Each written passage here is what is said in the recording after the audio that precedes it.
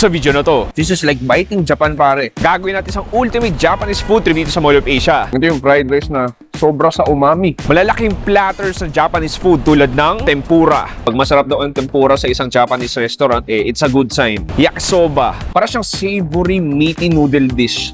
At marami pang iba. Be ready because this will be an ultimate Japanese street food tour. Good freaking quality ng Japanese street food. Kabinintay natin. Tsura! Ngayong araw, nandito tayo sa Mall of Asia upang bisitahin ang isang tanyag at legendary na Japanese restaurant, ang Boteju. Established in 1946 in Tomade, Osaka, Japan, it became one of the most established Japanese restaurant hindi lang sa Japan, pero kahit sa buong mundo. At dito sa Pilipinas, meron silang over 80 branches, known for the specialty na okonomiyaki, which is a Japanese savory and meaty pancake. Pero bukod dyan, ay marami din silang mga classic na Japanese street food na ino-offer.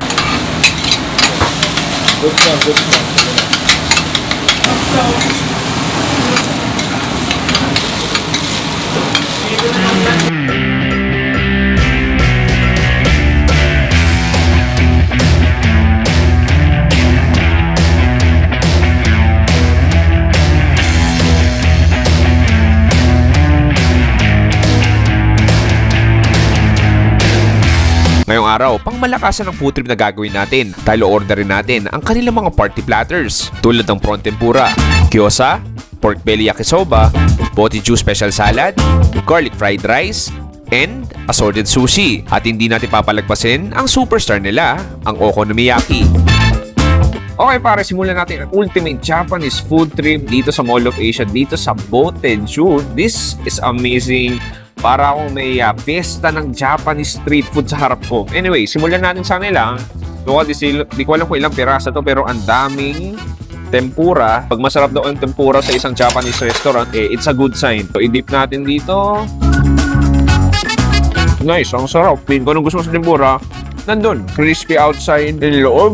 Hindi ganun makapal yung butter. And you have the very juicy shrimp.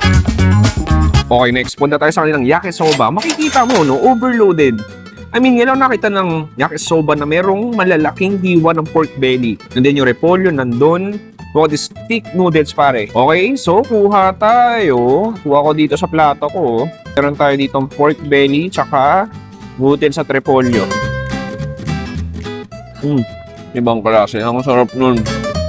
Wow! That's like a high standard quality of yakisoba. I mean, the noodles, kinda chewy, makapal siya. And there's like a flavorful oil sa bibig ko ngayon na nanggagaling dun sa kung saan linuto yung yakisoba natin. Para siyang savory meaty noodle dish.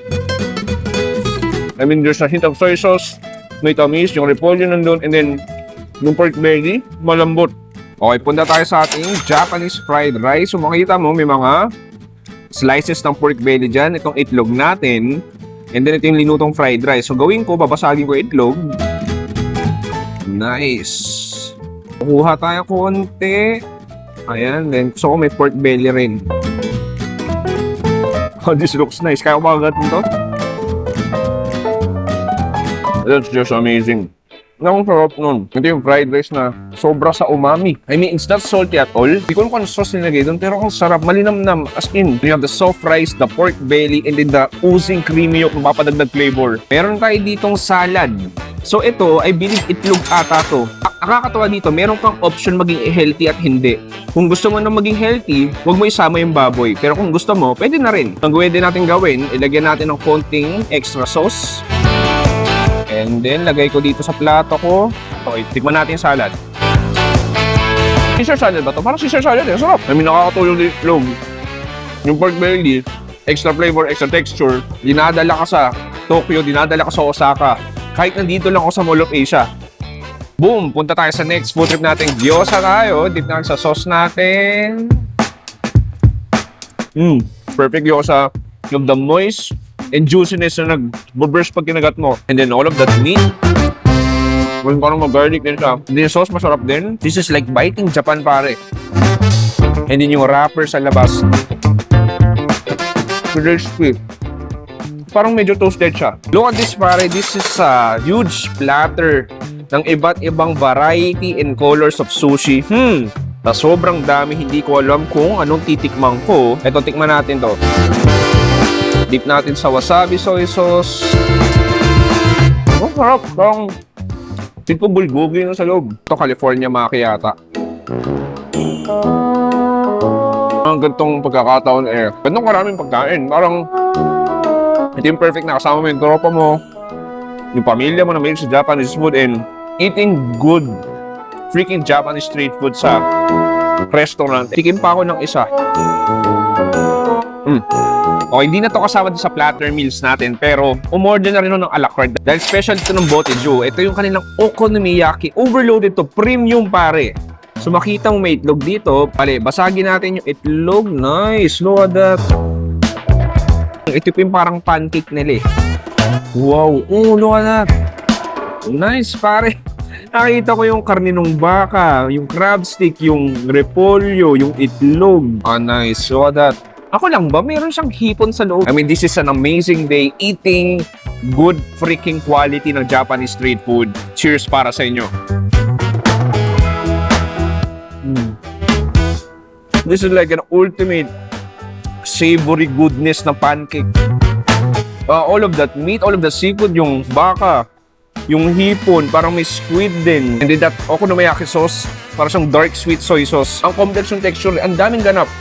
May konting lutong sa labas, and then parang may creamy texture sa loob. And then all of that meat, perfectly blend. Sobrang flavorful lang talaga.